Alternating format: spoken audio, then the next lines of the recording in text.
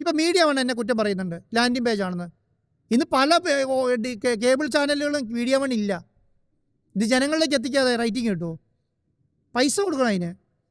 അത് കോടികൾ മുടക്കേണ്ടി വരുമെന്നേ.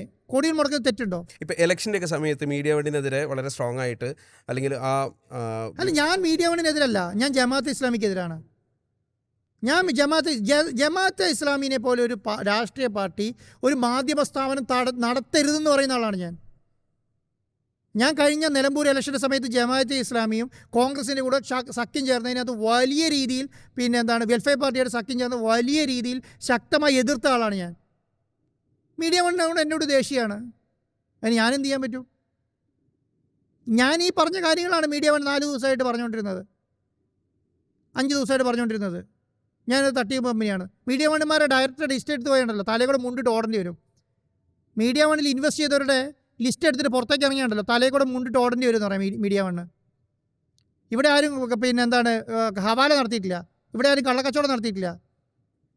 അതൊക്കെ നടത്തുന്നവരാണ് അതിൻ്റെ അകത്ത് ഇരിക്കുന്നത്, ഡയറക്ടർമാർ 80%. എനിക്ക് പേഴ്സണലായിട്ട് അറിയാവുന്നവരുണ്ട് അതിനകത്ത്.